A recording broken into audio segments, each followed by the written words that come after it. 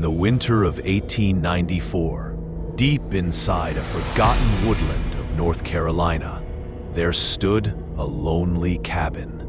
Locals called the place Hollow Creek, a swamp where sound itself felt afraid to exist.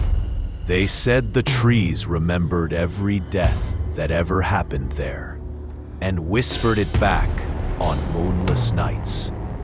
One evening, under a thin crescent moon, a wanderer named Elias followed the old river path toward the cabin.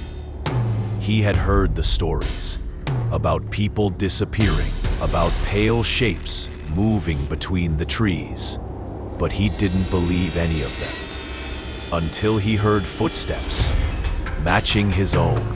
Even when he stopped, Elias sat on a rock beside the water, trying to convince himself it was the wind. But then from the fog, figures began to appear.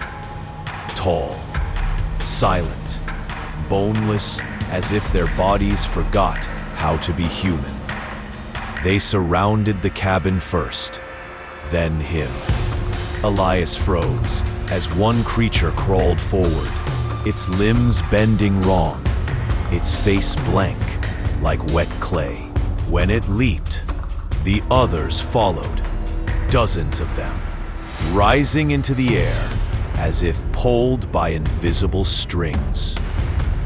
The villagers once said the silent walkers were the spirits of an entire settlement that vanished overnight.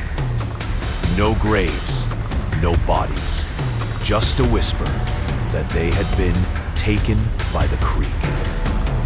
Elias tried to run, but no one outruns something that doesn't walk, something that floats.